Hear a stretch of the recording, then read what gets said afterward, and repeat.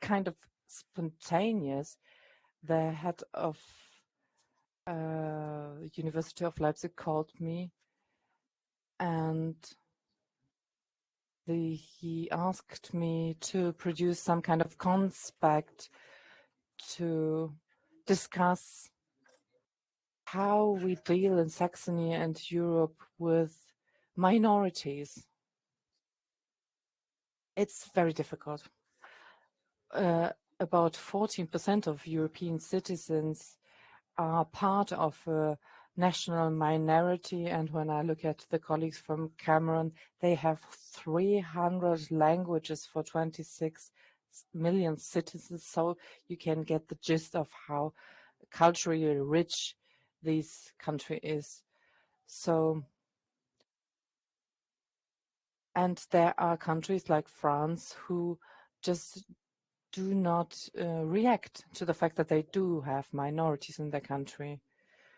So I was thinking about, like, from the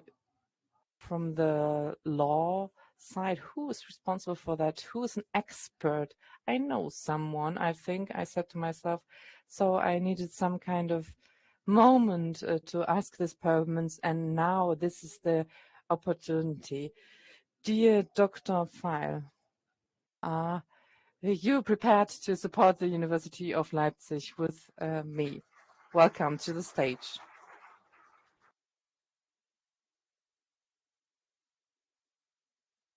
That's how he does it, our dear Mr. Professor Fogg. That's how we know him.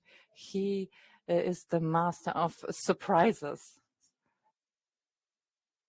Of course, I would like to say that I am very happy, and I was very happy when he appeared in Bozen in South Tyrol Institute for Minorities, where I was working back then.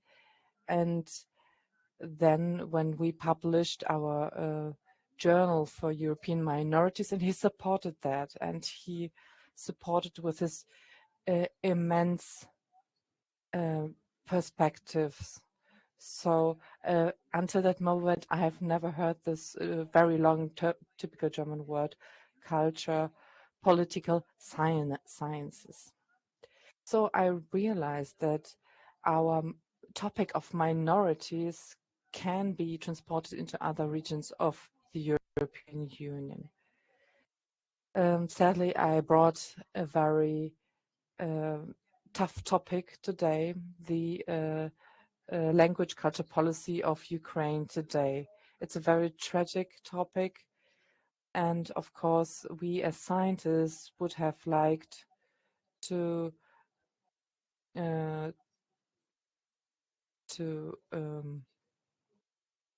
help that the war would not break out as scientists, of course, but as we know that this is all a lot of times not possible because the war is about other factors. So about Ukraine. Ukraine is the second largest country in Europe, and it has 42 million inhabitants. Of course, we don't have no like new numbers, but these numbers are from 2001. So it's on the seventh biggest country population-wise. And a total of 4 EU member states also testify to its geopolitical importance. On Ukrainian territory, there are not more than 300 languages, but 17 languages traditionally spoken by Ukrainian nationals, and they are protected by the European Charter of Regional or Minority Languages. These 17 languages can be carefully categorized as 16 traditional national minorities, provided that there are also 2 of those languages are spoken by the Jewish minorities, Yiddish and Karamish. So we have 17 traditional languages, 16 traditional national minorities.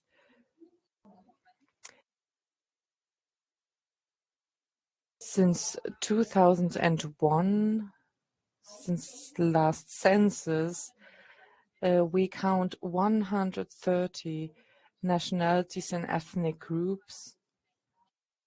And this means that Ukraine is one of the most linguistically and culturally diverse countries in Europe.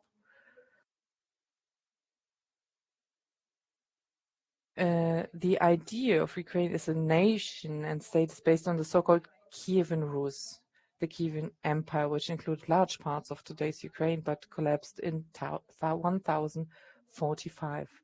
As a result, the different areas of today's Ukraine came under very different spheres of rule and influence, which to a certain extent still characterize the country today. Ukraine gained its independence in 1991 from the Soviet Union and shares the fate of other ex-Soviet states that were subject to strong Russification during the Soviet era. And even before that, during the Tsarist, and it's therefore not surprising that in 1991, and now I want to say in Ottfried Kuzian's words, the focus was on completely different problems than the situation and legal status of minorities in Ukraine. It was primarily about the language issue or the Russification of Ukraine, about re-Ukrainization, and about the role of the numerically very strong new minority of Russians, who, if one considers the language problem, would have to be counted as part of the linguistic majority.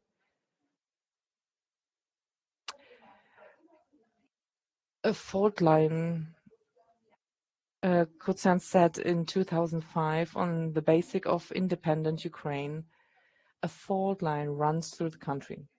The line is less ethnically determined and more linguistically defined. Ukrainian is spoken in the West, where there is a pronounced national consciousness.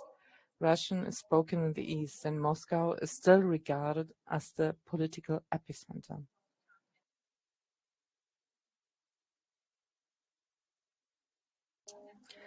According to Kuzian,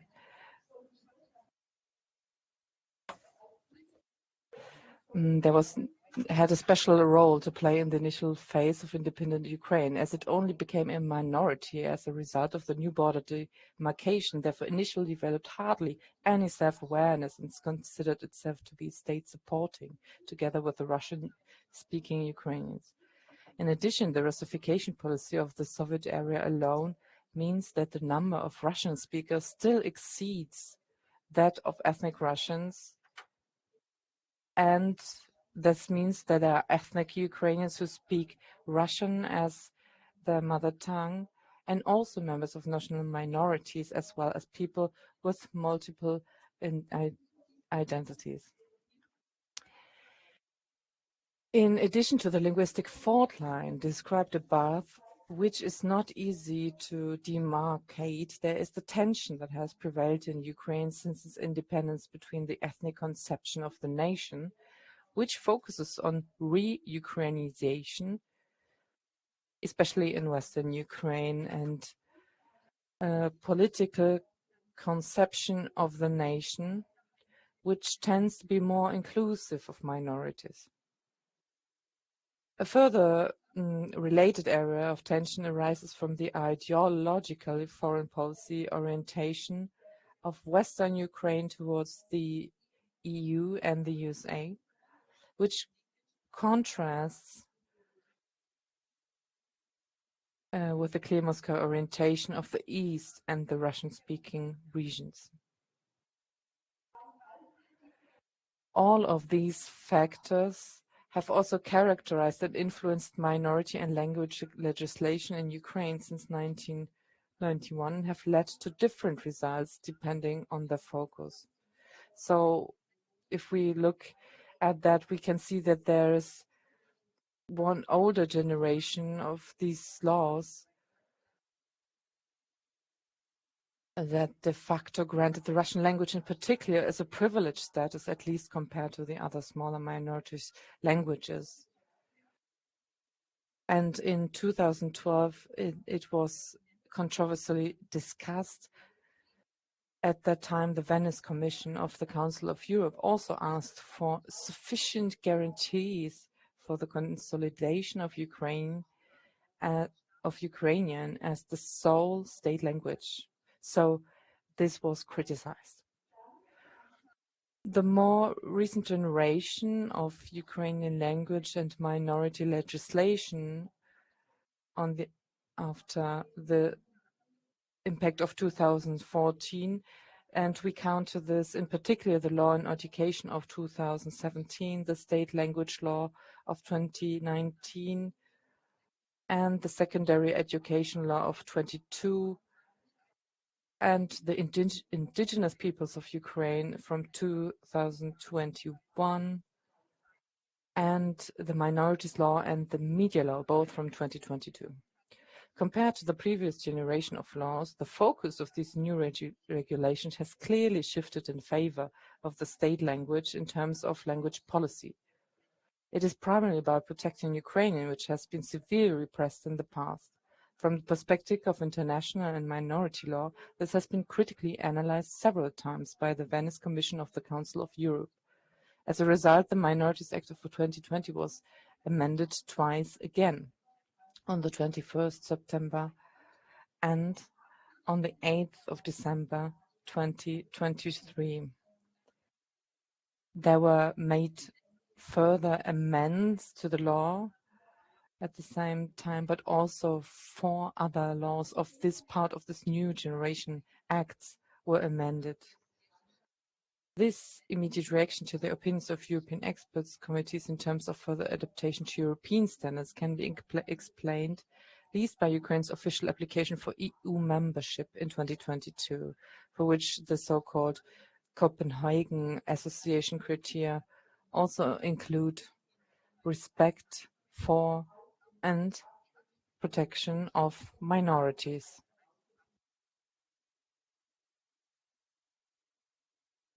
Of course, the EU on its own, if I can say this critically, there is no real efficient internal law for protecting minorities, but as like a steps tool to become a member, this is also an aspect.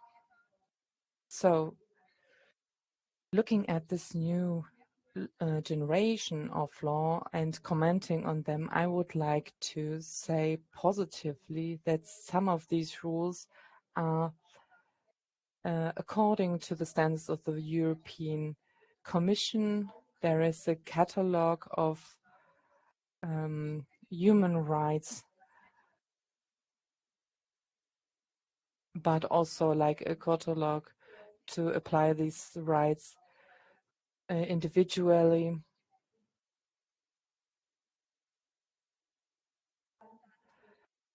Individual and community with others. In addition, there are the rights to individual self-determination and free choice of affiliation, as well as equality, non-discrimination, and a ban on assimilation.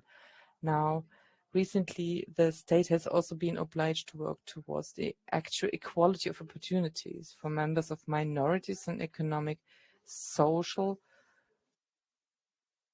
and political and cultural life. So this is also always welcomed by the European Commission, because this means that we have some clarity of law.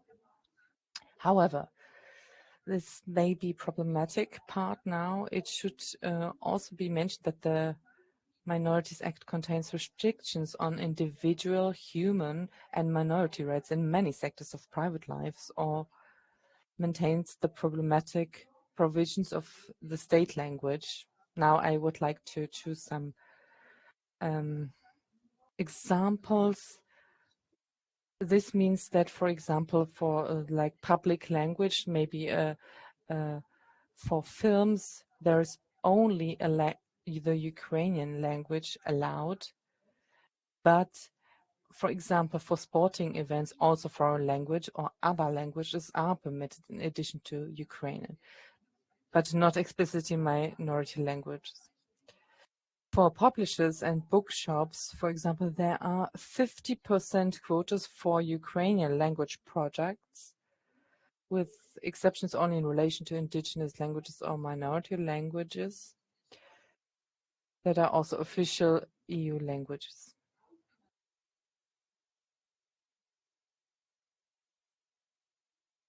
So there are these exceptions, these indigenous languages, which means these are the historical languages of Crimean languages. And there are also exceptions for minority language, which are languages of the EU. When I read this for the first time, when I was working for the European Union, I kind of stumbled upon that. But there are also some areas in which minority language information must be provided with a translation or duplication into Ukrainian. This applies according to domestic films produced in minority languages, which must fill the bilingual requirement with dubbing or voiceover. Of course, this is a financial hurdle. The individual human and minority rights affected by these restrictions include, for example, freedom of expression, freedom of association, and the right of members or minorities to freely use their minority language. Some of these restrictions must be qualified as clear violations, and the Venice Convention criticized this and the restriction of using minority languages in private life. Some of these restrictions must be qualified as clear violations of these rights, because in some spheres, the wording of the laws is so unclear to ensure compliance with the principle of proportionality.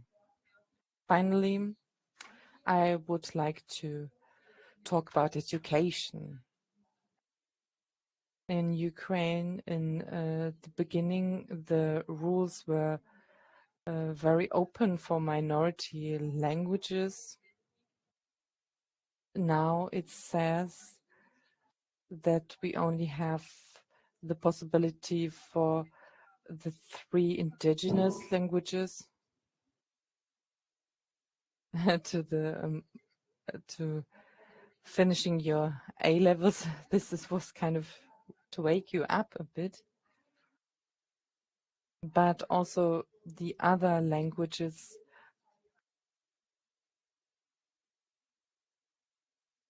most of these regulations therefore still do not fulfill the requirements of the language charter ratified for Article 8.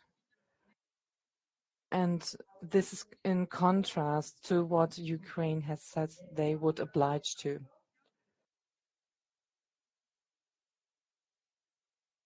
Now we have, like for other school parts, we have some quotas,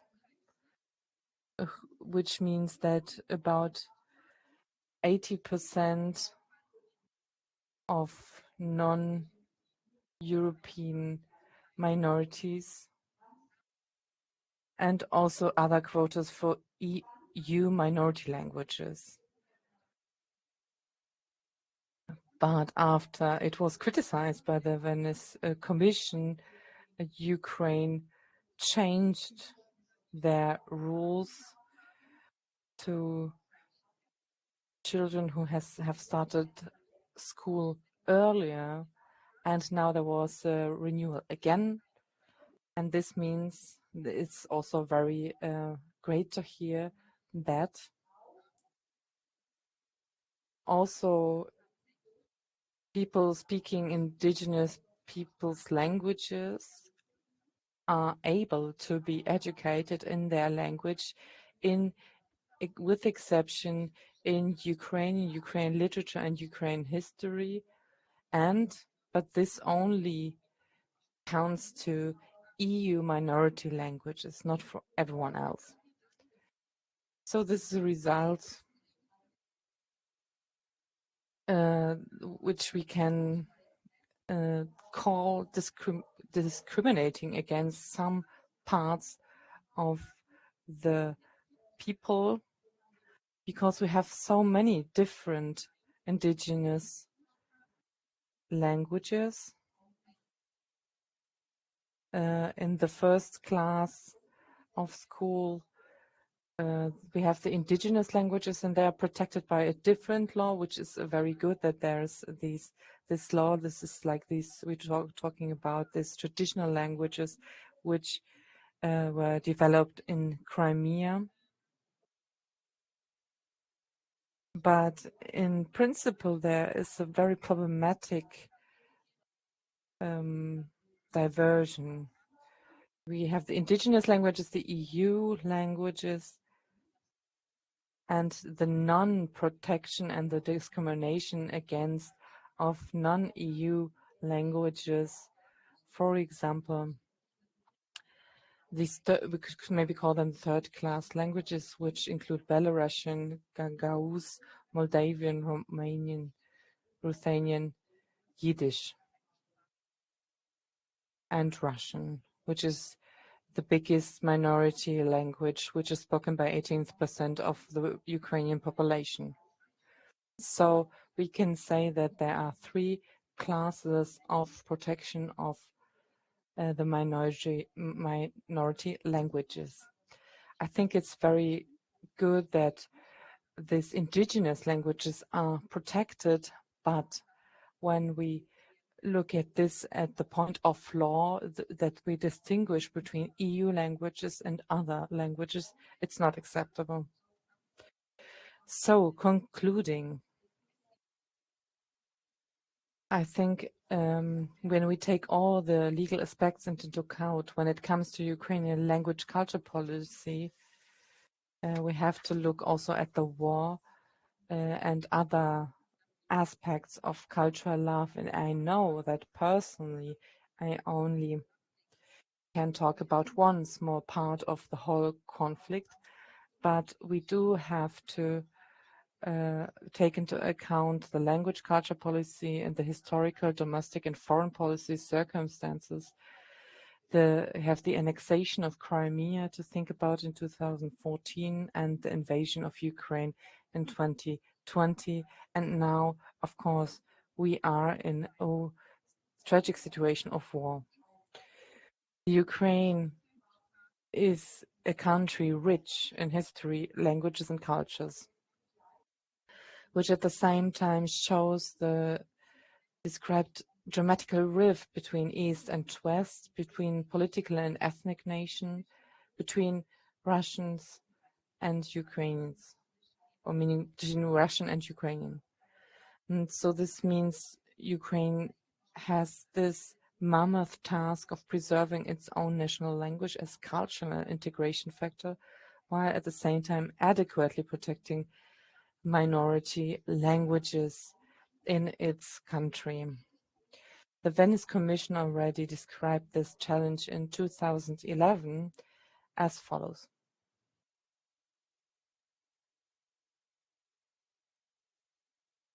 The Venice Commission can only reiterate its appeal to create a fair balance between the protection of minority rights on the one hand and the preservation of the state language as a means of social integration on the other. And maybe now I could say it in my own words, very personal words. Sometimes I see Ukraine as a tragic example between the tallness between the East and the West, between Ukraine tending to the EU or to the East, and Ukraine as a country as a whole. And it has to protect its borders, but it's also important, like when I was working in Südtirol, I had the same similar topic. So we always have to try to find a way that a lot of minorities and their languages can coexist in one state peacefully, and also kind of be integrated in the state. And I know it's a big ask, but that is my wish for Ukraine for the future, that that Ukraine can be as a whole country, culturally, language-wise. And of course, I hope for a peaceful solution also for this country. Thank you so much.